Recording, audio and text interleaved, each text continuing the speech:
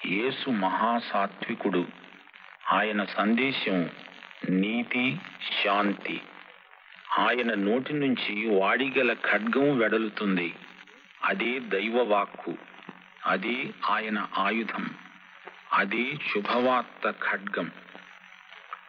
ప్రయాసపడి భారం మోసుకునే సమస్త ప్రజలను దీనుడై సాత్వికుడైన యేసు పిలుస్తున్నాడు. ఆయన గొర్రెపిల్లలాగా మౌనంగా తనను వధించే వారి ఎదట నిలిచాడు. శిలువపై వేలాడుతూ ఉన్న యేసు మహాసాత్వికుడు. సాత్వికత బలహీనత కాదు. సాత్వికత ఆధ్యాత్మిక సత్వం, వారసత్వం.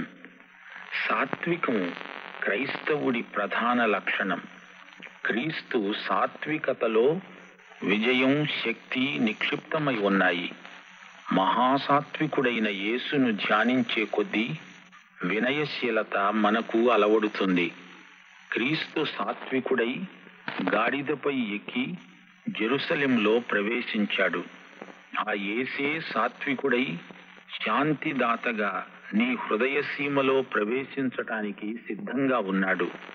ఆయనను ఆహ్వానించు. యేసు ప్రభువు శిలువ మీద వేలాడుతూ ఉంటే కొందరు అక్కడ కూర్చుండి ఆయనను చూస్తూ ఉన్నారు. 33 సంవత్సరాల వయస్సప్పుడే ఈ సజ్జనుడు కరుణామయుడు ఎందుకు అలా సిలువ వేయబడాల్సి వచ్చింది? ఆయన సేవ, ఆయన దివ్యోపదేశాలు అనితర సాధ్యం. యేసు సిలువలో ప్రత్యేకత ఉంది. దేవుడికి మనిషికి మధ్యవర్తి యేసు. ఈ మధ్యవర్తృత్వ పరిచర్య కోసమే దేవుడైన యేసు మానవుడయ్యాడు. ఆయన శిలువ ద్వారా శాంతిని తెచ్చాడు. కోరని లోకం పాపాలను ఆయన క్షమించాడు. ప్రజలు యేసు శాంతిని దుర్వినియోగం చేయబోతారని ఆయనకు బాగా తెలుసు. ఆయన తృణీకరించబడ్డాడు. మనుషుల చేత విసర్జించబడ్డాడు. ఆయన వ్యసనాక్రాంతుడు. మనుషులు చూడనొల్లని వాడయ్యాడు. దేవుని ప్రేమ శ్రమబాధితమై కనపడుతోంది. మనిషి పాపానికి దేవుడు చెల్లించిన వెల ఎంత గొప్పదో యేసు శిలువ చూపుతోంది. ఆయన మానవుల పాపాలన్నిటినీ మోసుకుపోయిన దేవుని గొర్రెపిల్ల. పరిశుద్ధుడైన దేవుడు పాపుల కోసం తానే పాపంగా చేయబడ్డాడు. శిలువ దగ్గరే సిపాయిలు చీట్లు వేసి ఆయన అంగీ కోసం జూదమాడుతూ ఉంటే పాపభూయిష్ట లోకం కోసం యేసు తన జీవితాన్నే జూదమాడాడు. తన ప్రాణాన్ని పాపుల రక్షణార్థం ఇచ్చివేశాడు. సోదరుడా, సోదరి, ఆయన శిలువను నీవు తప్పించుకోలేవు. ప్రభు, నువ్వు నా కోసమే చనిపోయావు అని చెప్పగలిగితే యేసు మరణం సార్థకమైనట్లే. ఆయన నిన్ను నన్ను ప్రేమించి మన కోసం తనను తాను బలిపెట్టుకున్నాడు.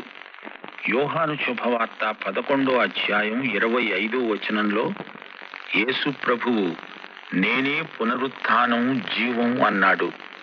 10వ అధ్యాయం 28వ వచనంలో నేను నా గొర్రెలకు నిత్య జీవమిస్తాను అన్నాడు. యేసు సత్యాన్ని, వెలుగును, జీవాన్ని ఇవ్వటానికి వచ్చాడు.